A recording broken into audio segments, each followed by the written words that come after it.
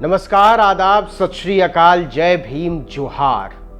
मेरा नाम है नवीन कुमार। इस नए YouTube चैनल पर आप सभी का स्वागत है। आपकी सलाह और सुझावों से ही ये कोशिश आकार ले पा रही है। आप सब इस यात्रा में मेरे सहयोगी हैं, सहयात्री हैं और सहभागी हैं। ये हम सब का साझा उपक्रम है, साझी सोच से निकली हुई एक साझी आवाज। हमने इसका नाम रखा है आर्टिकल 19, हम भारत के लोग। यह संविधान का वही अनुच्छेद है जो भारत के प्रत्येक नागरिक से अभिव्यक्ति की स्वतंत्रता का वादा करता है। तो आइए इस शुरुआत की शक्ल देखते हैं।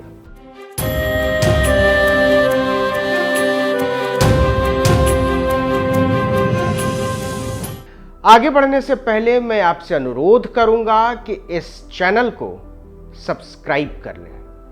जैसे ही आप सब्सक्राइब का निशान दबाएंगे, उसके बगल में एक घंटी जैसी आकृति बन जाएगी, उसे दबाना मत भूलिएगा।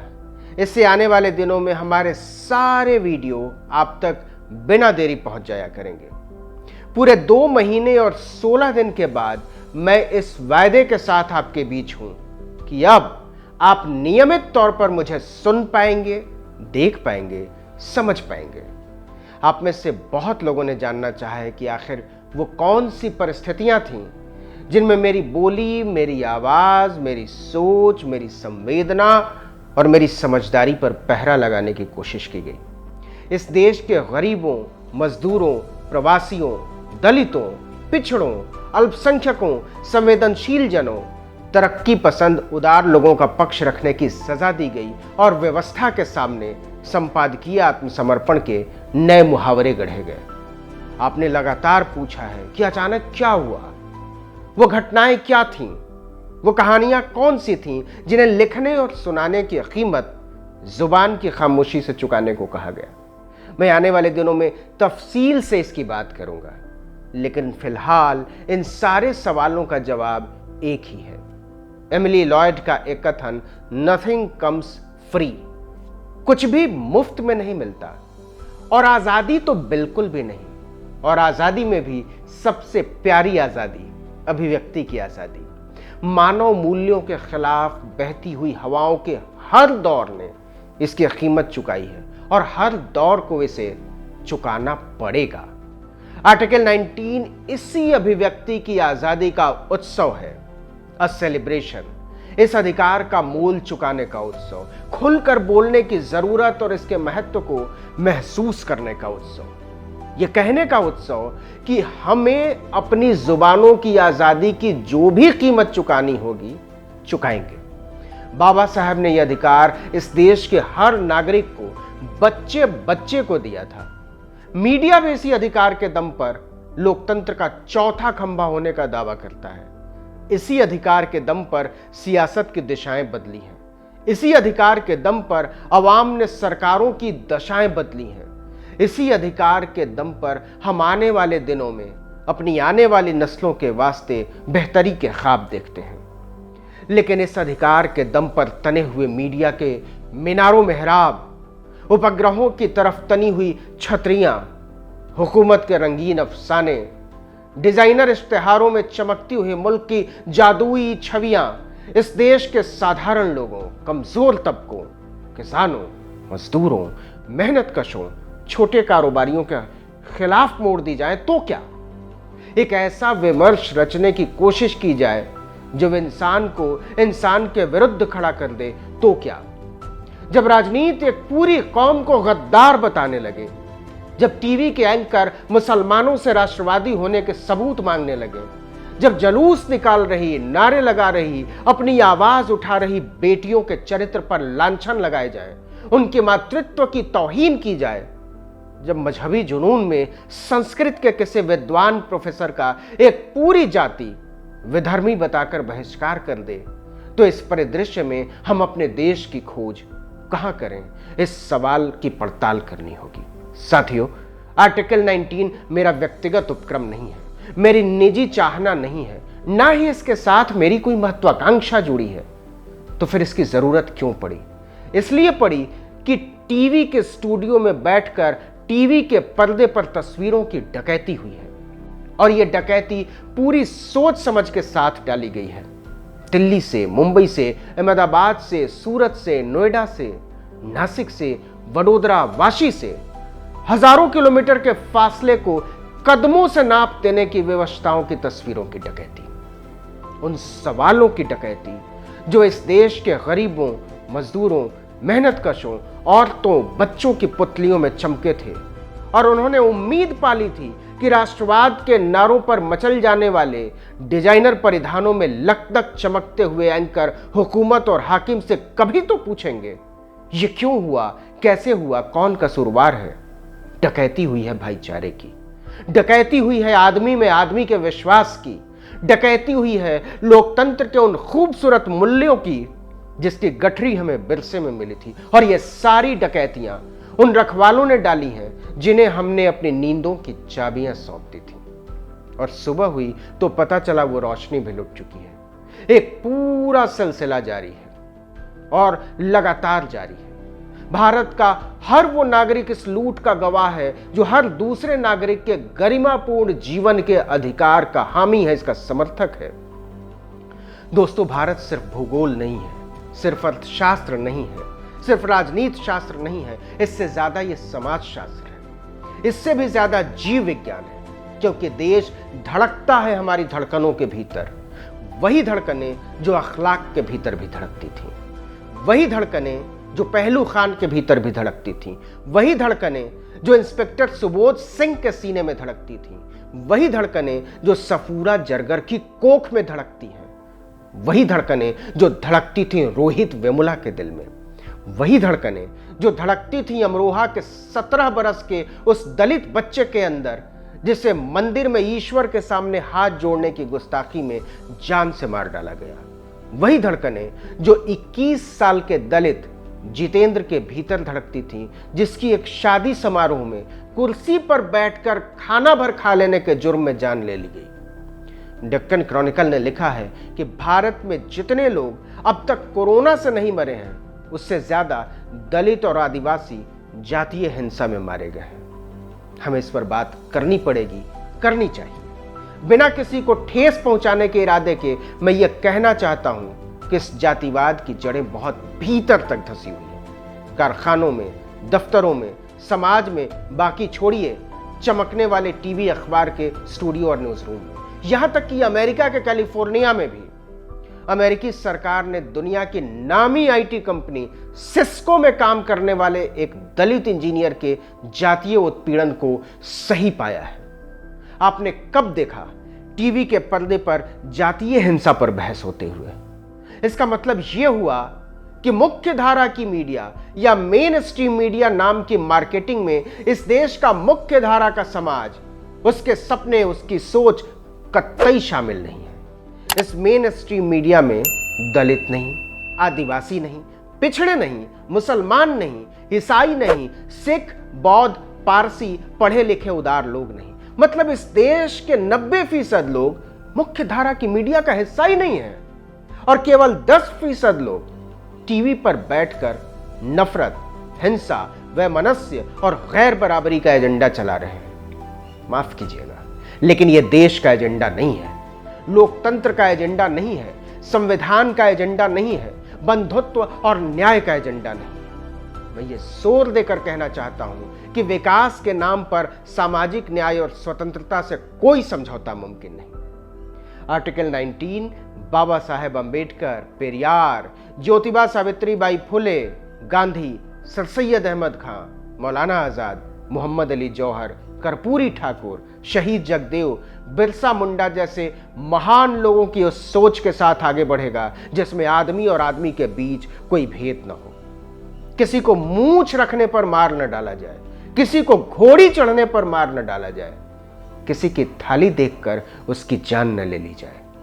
कोरोना के जितने पॉजिटिव केस मरकज में नहीं आए थे उससे ज्यादा अकेले जी न्यूज में आए हैं। लेकिन इस खबर को फिल्म सिटी के दफ्तरों से देश चलाने वाले राष्ट्रवादी एंकर हरिद्वार वाले बाबा जी की बूटी के साथ खोंट गए। क्या वो इस देश के मुसलमानों से माफी मांगेंगे जिन्हें उन एंकरों की दंगाई सोच के कारण अलग अलग जगहों पर निशाना बनाया गया। ऐसे ही मौकों के लिए कैफी आजमी ने लिखा था कि कौन कहता है मोहब्बत के लिए होते हैं, अब तो रिश्ते भी जरूरत के लिए होते हैं, और आके बौने बसे हैं मेरी बस्ती में जब से रोज झगड़े कदों कामत के लिए होते हैं। तो आपका मेन स्ट्रीम मीडिया अब एक पौनों की दुनिया है। मीडिया अब एक गंभीर सोच नहीं है, बस एक शब्द है, समय है कि ट्वीट डिलीट कर रहे अपने बुंजाई एंकरों, नेताओं, अभिनेताओं से पूछा जाए कि किसी जमाने में पेट्रोल डीजल की बढ़ती, डॉलर की बढ़ती कीमतों पर बच्चों की तरह बिलखने वाले आपकी जुबान को क्या हो गया। पूछा जाए कि आपकी लंबी गाड़ियां तो चल लेंगी साहब जी, डीजल के इस भाव पर किसान खेतों में सड़ाने के लिए अनाज कैसे उगाएगा। क्या आप कभी कहने की हिम्मत जुटाएंगे कि जब ट्रांसपोर्ट महंगा होगा तो चीजों की कीमतें बढ़ेंगी और महंगाई आम आदमी को, मजदूर को, गरीब को मार डालेगी। लेकिन राष्ट्रवाद के नए मुहावरे में महंगाई पर सवाल पूछने का रिवाज नहीं रहा। लेकिन कोई तो पूछेगा कि नौजवानों की नौकरी कहां है। कोई तो पूछेगा कि फसलों के इस मौसम में आलू 30 रुपए किलो क्यों बिक रहा है, क्या इसका फायदा किसान को मिल रहा है। कोई तो पूछेगा कि रोजगार का क्या हुआ, कारोबार का क्या हुआ, जिस झूले का वादा था उस बहार का क्या हुआ। लेकिन इन सवालों पर वो चीन चीन चिल्लाने लगते हैं जो हमारे जाबाज सैनिकों की शहादत के बावजूद हमारी जमीन पर कब्जा करके बैठ जाता है। लेकिन चमकदार चेहरों में चीनी ऐप पर पाबंदियों को शहीदों के काफिले के सामने बहादुरी की मिसाल की तरह साबित करने की होड़ लगी है। सारे सवाल स्थगित। दरअसल टीवी का संपादक ऐसे दौर में एक मदारी की तरह नजर आता है। एंकर व्यवस्था के प्रति अपने निष्ठाएं निभाते एक बंधे हुए जीव की तरह, और टीवी एक तमाशे की तरह। सवाल है कि इस तमाशे को क्या मीडिया कहा भी जा सकता है। वो हत्यारी लाठियां जो तूतीकोरिन के थाने में जयराज और बेनिक्स पर बरसाई गई हैं, उसे बहसों से बाहर कर देने वाले कौन है। डॉयचे वेले की एक रिपोर्ट कहती है कि दलितों के पास मरने के बाद कफन दफन के लिए भी 2 गज जमीन मयस्सर नहीं है। साथियों, बताया जा रहा है कि देश का मतलब चुनाव है, सरकार है, राज्यादेश है। लेकिन देश का मतलब सिर्फ चुनाव या सरकार नहीं होता। देश का मतलब केवल राष्ट्रवाद का छद नहीं है। देश का मतलब केवल जीडीपी नहीं है। वैसे ही मीडिया का मतलब केवल टीआरपी नहीं है। पत्रकारिता का मतलब केवल शोर, हंगामा और गाली गलौज नहीं है, ना ही कोई नियुक्ति पत्र, गले में लटका कोई पट्टा। लोग अक्सर कहते हैं खबरों में बैलेंस होना चाहिए। मैं पूछना चाहता हूं कि क्या आप समाज में वो बैलेंस देखते हैं? क्या वाकई न्याय और अन्याय, शोषण और सहन, बराबरी गैर बराबरी, ऊंच और नीच, छूत अछूत, बंधुता और हिकारत, सवर्ण दलित आदिवासी के बीच कोई बैलेंस हो सकता है? और अगर हो सकता है तो वो कितना मानवीय होगा? क्या नाम में केवल मीडिया जोड़ लेने से कोई संस्थान वाकई मीडिया हो जाता है? क्या गले में कोई पहचान पत्र लटका लेने से कोई व्यक्ति वाकई पत्रकार हो जाता है? या फिर मीडिया या पत्रकार होने के लिए इस पेशे के साथ कुछ दूसरी अनिवार्य शर्तें, उम्मीदें और आश्वस्तियां जुड़ती हैं? और अगर हां, तो क्या टीवी के पर्दे पर वो आश्वस्ति नजर आती है? और अगर नहीं, तो टीवी मुख्य धारा का मीडिया नहीं हो सकता। असल में वही वैकल्पिक मीडिया है और डिजिटल मीडिया मुख्य धारा का मीडिया। जिस मीडिया में देश की बहुसंख्या आबादी, दबे कुचले साधारण लोगों, किसानों की अभिव्यक्ति शामिल नहीं है, वो मुख्य धारा का मीडिया नहीं हो सकता। आर्टिकल 19 के जरिए हम उन साधारण जनों तक पहुंचने और उनकी जुबान बनने की कोशिश करेंगे जिनकी बातें अनकही हैं और जिनकी आवाजें अनसुनी। हम इन 5 सिद्धांतों पर काम करने वाले हैं। 1, आर्टिकल 19 किसी भी तरह के जातीय और धार्मिक उत्पीड़न के खिलाफ है। 2, आर्टिकल 19 किसी भी तरह के अंधविश्वास और अतार्किकता के खिलाफ है। 3, आर्टिकल 19 शिक्षा रोजगार में पिछड़े तबकों को प्राथमिकता देने का पक्षधर है। आर्टिकल 19 विश्वविद्यालयों और दूसरे शिक्षा संस्थानों में छात्रों, शिक्षकों के दमन के खिलाफ है। आर्टिकल 19 किसी भी तरह के लाभ के लिए समाज में दीवार खड़ी करने के खिलाफ है। साथियों, पत्रकार लोकतांत्रिक सरोकार से बनते हैं और मीडिया के विशाल संस्थान उन्हीं सरोकारों के खिलाफ खड़े हो गए। उन संस्थानों की अपनी मजबूरियां होती है, इसलिए वो डेमोक्रेटिक नहीं हो सकते, लोकतांत्रिक नहीं हो सकते।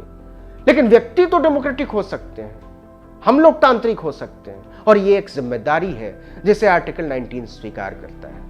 मैं देश भर के सामाजिक संगठनों, संवाददाताओं, जागरूक नागरिकों से अपील करता हूं कि आपके पास अगर कोई ऐसी सूचना है जिसके बारे में आप मानते हो कि इसका दायरा व्यापक है और टीवी या अखबार इससे नजरें चुरा रहे हैं, तो आप हमें कहानी भेजें, हम उसे दिखाएंगे, मैं उसे लिखूंगा।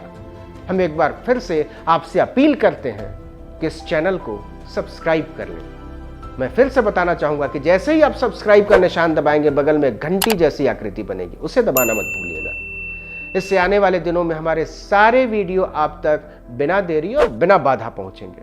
आप हमारे साथ ट्विटर पर जुड़ें, आप हमारे फेसबुक पेज को फॉलो कर सकते हैं, आप हमें इंस्टाग्राम पर फॉलो कर सकते हैं। हमारी ये पहली कोशिश छत्तीसगढ़ की 12 साल की आदिवासी बच्ची जमालो मडकम को समर्पित है। जमालो मडकम तेलंगाना के मिर्च बागानों में काम करती थी। गौर कीजिए, उसकी उम्र केवल 12 साल थी।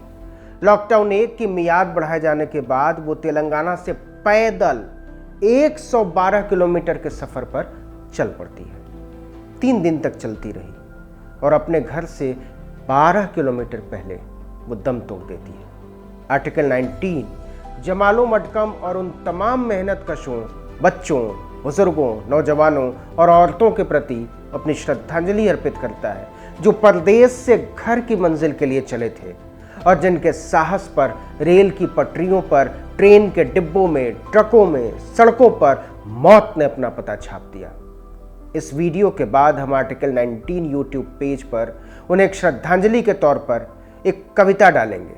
आप उसे सुनिएगा और अपनी प्रतिक्रिया दीजिएगा। आपके साथ और सहयोग के बिना ये आवाज़ न तो कहीं पहुंच सकती है और न ही इसका कोई अर्थ बन सकता है। इसीलिए आप इस वीडियो को ज़्यादा से ज़्यादा लोगों तक पहुंचाइए, इसे शेयर करिए, उन्हें सब्सक्राइब करने के लिए कहिए और अपने कीमती सुझावों से हमें नवाजिए।